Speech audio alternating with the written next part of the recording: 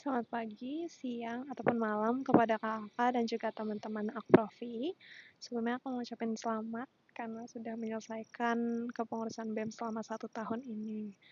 Nah, sekarang izinkan aku, Denisa, sebagai sabang kalian untuk ngelakuin delivery terkait ketercapaian Akprof selama 1 tahun ini. Jadi aku bakal ngejelasin kira-kira indikator apa aja nih yang udah tercapai, terus apa yang belum tercapai, sama persentasenya itu kira-kira berapa aja.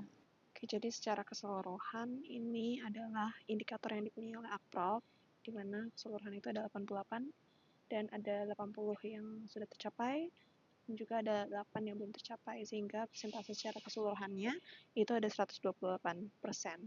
Dan di sini aku taruh persebaran dari program kerjanya, di mana yang paling besar itu tuh ada di Profipedia, Moka, Master Plan, sama Klimaks.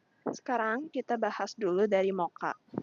Di sini ada 4 indikator pertama yang dimiliki oleh Moka, di mana ada 3 indikator yang sudah tercapai dan ada 1 yang belum tercapai. Nah, yang sudah tercapai di sini diantaranya seperti indikator terkait rata-rata skor merasa puas dengan mock class, lalu merasa terfasilitasi dalam kebutuhan mempersiapkan karier, serta terfasilitasi setelah mengikuti acara Moka Grand Summit. Lain sisi, yang belum tercapai itu adalah terkait merasakan manfaat dari program kerja Moka. Nah, kenapa ini belum tercapai? Karena sebenarnya sumber data dari indikator ini diambil dari 3 survei evaluasi yang berbeda. Nah, sementara itu, Moka pada saat itu sedang mengalami trouble sehingga tidak bisa nge-retrieve data dari beberapa survei. Oleh karena itu, karena tidak bisa untuk mengambil dari satu survei saja, jadi harus diambil dari 3 survei tersebut, maka indikator ini belum bisa tercapai. Indikator yang selanjutnya itu berkaitan sama rata-rata skor mitra strategis, narasumber, lalu perusahaan, serta pihak ekstra lainnya itu merasa puas dengan kerjasama yang terjalin.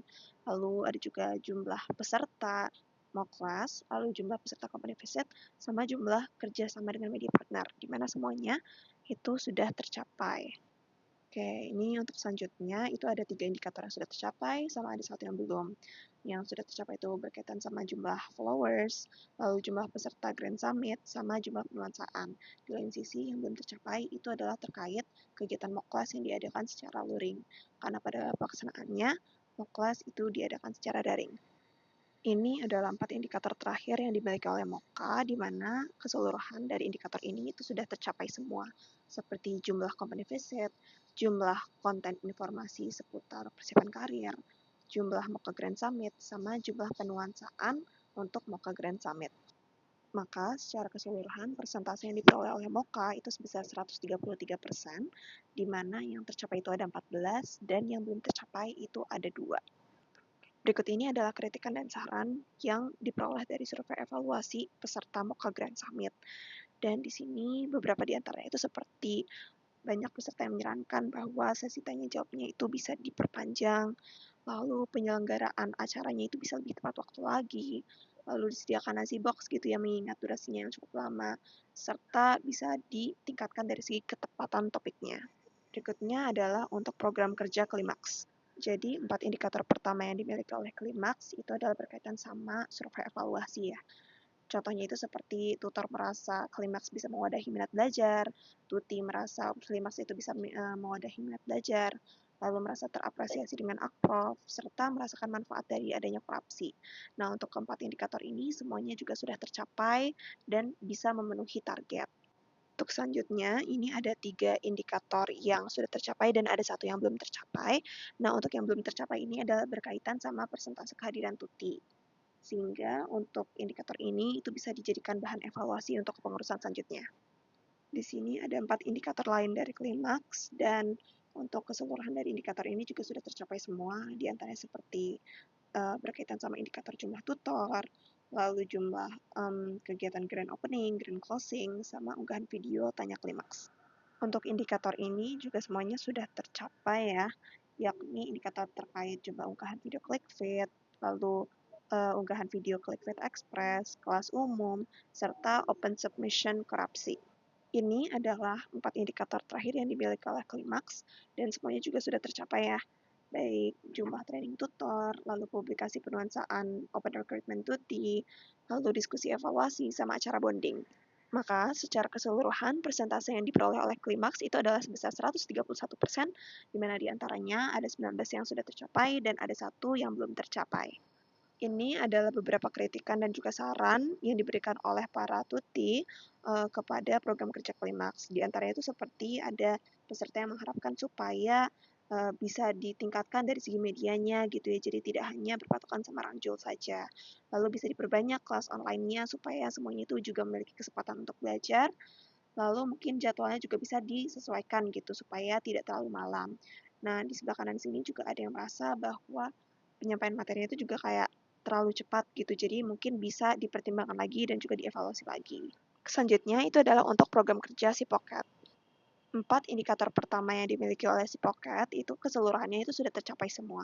Di antaranya seperti stakeholder merasa terapresiasi, lalu responden merasakan manfaat dari adanya penyediaan informasi, lalu merasakan manfaat dari workshop, dan juga jumlah peserta workshop.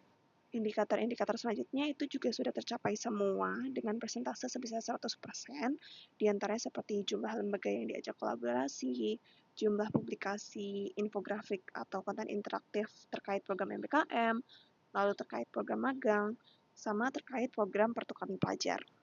Untuk indikator selanjutnya, di sini ada 3 yang sudah tercapai, dan juga ada 1 yang belum tercapai. Yang belum tercapai ini adalah berkaitan sama publikasi informasi terkait program MBKM, sehingga mungkin ini bisa dijadikan bahan evaluasi gitu ya untuk kepengurusan selanjutnya. Oke, ini adalah indikator terakhir yang dimiliki oleh si Pocket, yakni berkaitan sama batas waktu penulisaan dan ini juga udah tercapai. Maka secara keseluruhan, persentase dari si Pocket ini ada 121%, di mana diantaranya ada 12 yang sudah tercapai dan ada 1 yang belum tercapai. Di sini ada beberapa kritikan dan juga saran yang diberikan oleh para peserta dari workshop dan juga prediction test. Ada beberapa peserta yang merasa bahwa pemaparan materinya itu waktunya kurang gitu ya, padahal materi sendiri itu sangat berguna. Jadi mungkin untuk evaluasinya bisa dipertimbangkan untuk waktunya itu disesuaikan kembali gitu ya untuk pemaparan materinya. Lalu ada juga yang uh, mengatakan gitu ya bahwa teknis pelaksana acara itu bisa ditingkatkan kembali gitu. Dan ada juga yang menyarankan bahwa si Pocket itu bisa menghadirkan adanya speaking session gitu secara personal untuk para peserta yang terpilih. Selanjutnya adalah untuk program kerja master plan. Nah, untuk 4 indikator pertama dari master plan ini semuanya juga sudah tercapai, diantaranya itu seperti responden itu merasakan kebutuhan informasi akademik yang terfasilitasi, lalu kebutuhan informasi pasca kampusnya terfasilitasi, lalu mendapatkan manfaat dari konten-konten tersebut, serta mendapatkan manfaat dari konten-konten seputar UPLP. Untuk 4 indikator master plan yang selanjutnya, di sini semuanya juga sudah tercapai dan yang paling besar gitu persentasenya itu ada di jumlah konten informasi terkait pasca sarjana nih, dimana targetnya sendiri itu hanya 7, tapi realisasinya bisa sampai ke 22 gitu, sehingga persentase yang diperoleh itu sampai ke 314%. Untuk indikator terakhir dari master plan itu juga sudah terpenuhi gitu ya atau tercapai, yakni berkaitan sama jumlah konten informasi seputar UPLP, sehingga secara keseluruhan persentase dari master plan sendiri itu sebesar 132% ya, di mana semua indikator itu berhasil tercapai. Oke, jadi ini adalah saran yang diberikan oleh narasumber wawancara master plan, di mana narasumber tersebut itu menyarankan bahwa kontennya itu bisa dibuat menjadi storytelling gitu ya, supaya bisa lebih menarik. Terakhir adalah untuk program kerja Profipedia. Untuk Profipedia sendiri itu cuma memiliki 3 indikator dan ketiganya itu juga sudah berhasil tercapai, di mana perolehan terbesarnya atau persentase tertingginya itu ada pada jumlah penyebaran broadcast gitu ya, di mana targetnya itu cuma 3 tapi realisasi bisa sampai ke 16. Nah, di lain sisi ada indikator lain yang sudah tercapai, yakni seperti mendapatkan manfaat dari penyediaan informasi seperti terkait Profipedia, serta jumlah publikasi konten gitu untuk mempromosikan Profipedia. Maka secara keseluruhan persentase dari Profipedia sendiri itu ada di angka 273%, dan di sini semua indikator itu berhasil untuk tercapai. Karena aku sendiri juga belum bisa menemukan kritik dan juga saran untuk Profipedia secara spesifik, maka di sini aku cantumkan kritik, saran, dan juga apresiasi untuk Departemen Akprof secara keseluruhan. Di mana diantaranya itu ada pengisi form yang berharap gitu ya, semoga kedepannya Akprov itu semakin sukses gitu ya, lalu bisa menyediakan informasi yang bisa bermanfaat gitu ya untuk iklan psikologi. Lalu ada juga yang menyarankan gitu agar setiap kontennya itu dikirimkan gitu biasanya di grup angkatan gitu ya supaya lebih terlihat. Lalu juga bisa diimprove gitu dari segi kreativitasnya gitu supaya lebih menarik dan bisa dicoba untuk kayak diperbanyak lagi gitu programnya gitu. Seperti itu saja delivery dari aku. Sekali lagi aku mau ucapin terima kasih banyak ya kepada teman-teman dan juga kakak aku Profi semuanya karena sudah mau menyimak penjelasan aku hingga akhir.